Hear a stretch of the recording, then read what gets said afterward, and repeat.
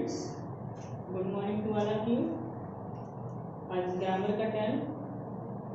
और पिछले वीडियो में मैंने आपको सिंथेसिस में बताया था एक प्रयोग आपका, use of preposition before noun और जिरेंड।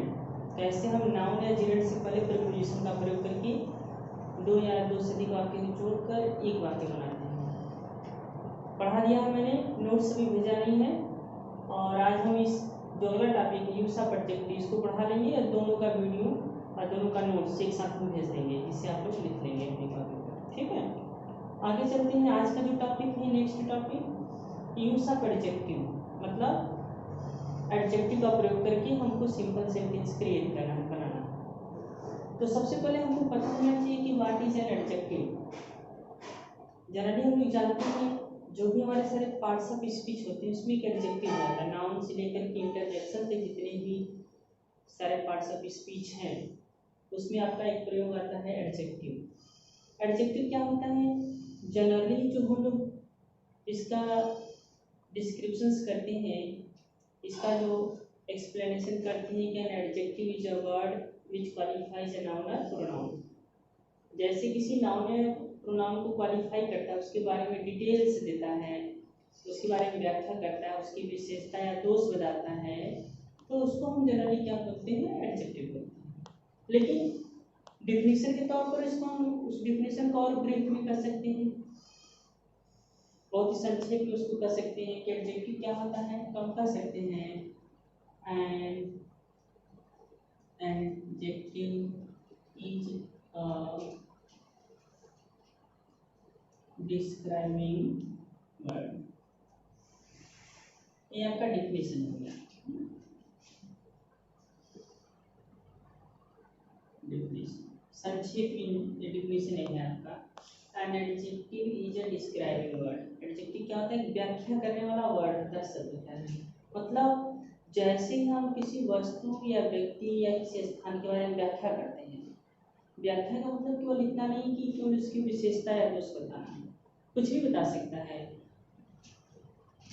कुछ भी बताने से क्या सेंस है?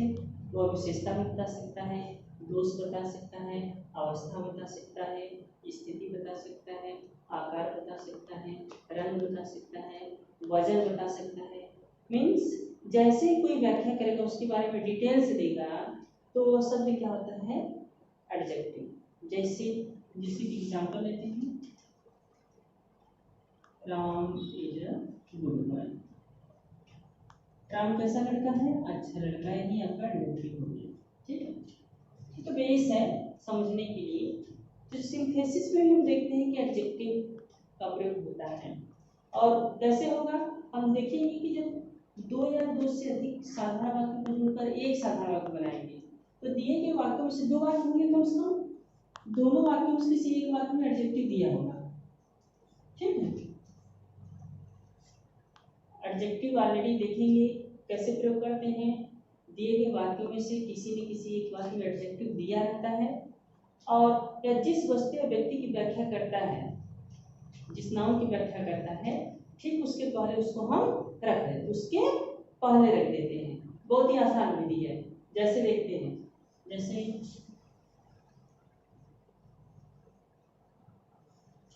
आई bought a pen, it was costly. I bought a pen, मैंने कलम खरीदी, इट वाज कॉस्टली, ये महंगी थी। तो क्या महंगी थी? कलम। इस नाउन की व्याख्या कर रहा है, तो जिस नाउन की व्याख्या करेगा एडजेक्टिव क्या है? कैसी कलम थी? ये आपका एडजेक्टिव है। कलम कैसी थी? महंगी थी। ठीक, तो जिसकी किसकी क्या महंगी थी? कलम। इस नाउन की व्याख्या कर रहा है, तो क्या करेंगे? ठीक उसके पहले तो हो जाएगा I bought a costly pen.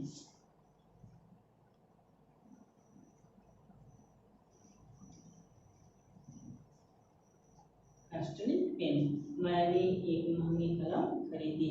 तो कैसे बनाते हैं सिंथेसिस में? एडजेक्टिव का प्रयोग कैसे करते हैं?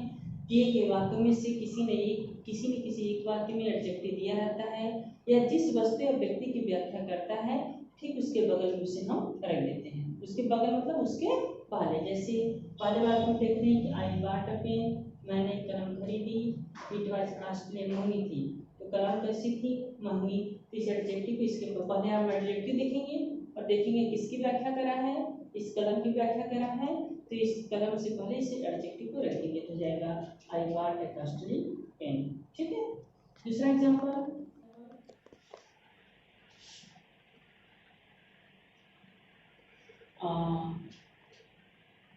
woman came to me, ठीक, she wants weak, इस तरीके से। A woman came to me, एक औरत मेरे पास आई, she was weak, वो कमजोर थी। तो क्या थी? कमजोर थी। तो कौन कमजोर थी? वुमन। इस नाउन की व्याख्या हो रही है, ठीक है। तो क्या करेंगे, इस एडजेक्टिव इसके पहले कर देंगे तो हो जाएगा अभी वुमन केम टू मी। यहाँ पे अर्थ है इसका कि एक औरत मेरे पास आई, वह कमजोर थी, तो कह सकते हैं एक कमजोर औरत मेरे पास आई। औरत कैसी थी? कमजोर। दूसरे वाक्य में व्याख्या हो रही है, लेकिन किसकी व्याख्या हो रही है? सी का प्रयोग किसके लिए किया गया है? वुमेन के लिए। तो नाउन के बारे में जो व्याख्या होती है तो इस एडजेक्टिव को उसके पहले करेंगे तो यहाँ हो जाएगा a weak woman came to me, एक कमजोर औरत मेरे पास आई। दूसरा एग्जांपल लेते हैं,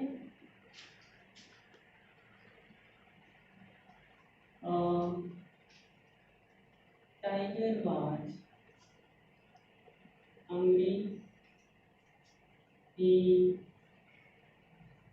killed a bull। दूसरा, दो से अधिक वाक्य भी हो सकता है, मैंने बताया था, दो या दो से अधिक। द बुल वाज हैप्पी, है ना, यहाँ तीन वाक्य हो गया। देखेंगे, अ टाइगर वाज हंग्री, एक टाइगर भूखा था, एक बाघ भूखा था। ही किल्ड अ बुल, उसने एक बैल को मार दिया। अब बुला वाज हैप्पी, तीसरा वाक्य बुला कैसा था? बहुत ही बलशाली था। तो पहले वाक्य में देख रहे हैं कि टाइगर क्या था? भूखा। क्या था? भूखा था। तो इस भूखा जो टाइगर था, तो इस टाइगर की व्याख्या होता है कि टाइगर भूखा था, इस एडजेक्टिव किसके परे कर देंगे तो जाएगा हंग्री,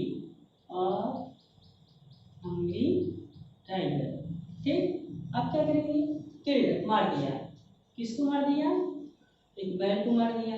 लेकिन बैल कैसा था? यहाँ पर दूसरे वाक्य में बैल की विशेषता बताई जा रही है कि बैल कैसा था? हेफ्टी। तो इस एडजेक्टिव किसके पहले कर देंगे? इस नाउन की व्याख्या हो रही है, इस एडजेक्टिव की जिसकी व्याख्या होगी उस एडजेक्टिव उस नाउन के पहले कर देंगे। यहाँ पे टाइगर क्या था? भूखा था, हंग्री टाइगर हो गया, क्रिया आपने रख दिया। फिर क्या करेंगे? बैल को मारा। लेकिन बैल की व्याख्या तीसरे वाक्य में बैल कैसा था? हेफ्टी। तो इस बैल के पहले इसको रख देंगे, किल्ड अ हेफ्टी बुला, मतलब एक भूखे टाइगर ने एक बलशाली बैल को मार दिया। यहाँ पे फिर से समझेंगे, इस बैल टाइगर की व्याख्या हो रही है, टाइगर क्या था? हंग्री। इस हंग्री को इस टाइगर के पहले कर देंगे तो हंग्री टाइगर हो जाएगा। ठीक। बैल कैसा था? हेफ्टी, तो इसके पहले इसको रख देंगे तो हेफ्टी बुला हो जाएगा। Hungry tiger killed a hefty बुला, एक भूखे टाइगर ने, बाघ ने एक बलशाली बैल को मार दिया। तीसरा एग्जांपल हम लोग लेते हैं, the teacher find the boy, दूसरा वाक्य है द बॉय वाज नॉटी। ठीक। The teacher find the boy, मतलब टीचर ने लड़के पर जुर्माना लगाया, फाइन मतलब जुर्माना लगाना। ठीक है। द बॉय वाज नॉटी, लड़का क्या था? नटखट था, शरारती था। तो लड़की की विशेषता बताई जा रही है दूसरे वाक्य में कि लड़का कैसा था? नॉटी। तो इस नॉटी को क्या करेंगे? इस बॉय से पहले लगा देंगे तो हो जाएगा the teacher find the naughty boy, मतलब अध्यापक ने शरारती लड़के पर जुर्माना लगाया। किस लड़के पर? लड़का क्या था? शरारती, नटखट। तो इसकी विशेषता बताई जा रही है, दूसरी वाक्य में एडजेक्टिव दिया गया है, इस नाउन को पहले कर देंगे तो हो जाएगा the teacher find the naughty boy। ठीक है, दूसरा एग्जांपल लेते हैं।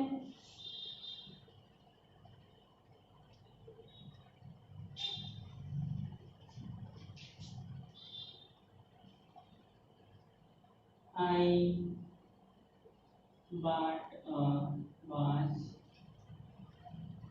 it was beautiful, I bought it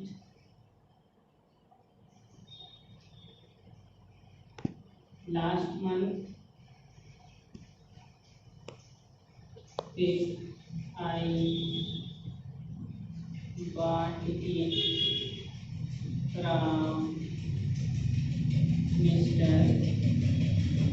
Gupta, if I bought it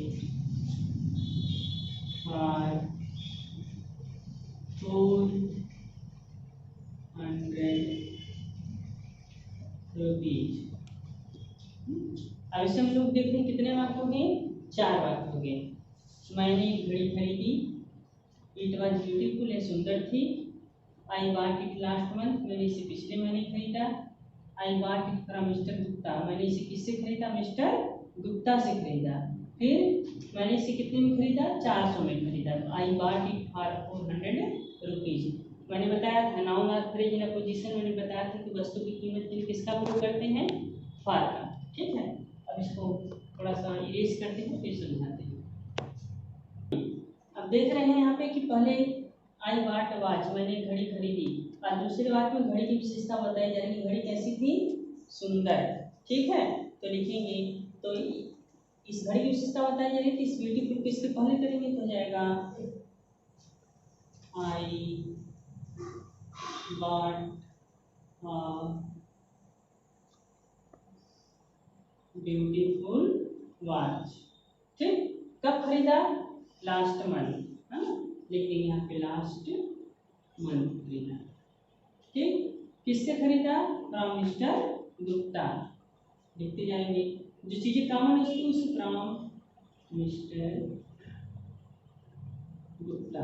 ठीक, कितने में खरीदा, 400 में खरीदा। और 400 रुपीज। इस तरीके से जाएगा, I bought a beautiful watch last month from mister Gupta. क्योंकि देख रहे हैं कि I bought I bought I bought, इसको कॉमन कर देंगे तो जो चीजें अलग से उसको ले लेंगे तो जाएगा I bought a beautiful watch last month from mister Gupta for 400 rupees. Means मैंने एक सुंदर घड़ी पिछले महीने मिस्टर गुप्ता से 400 में खरीदी।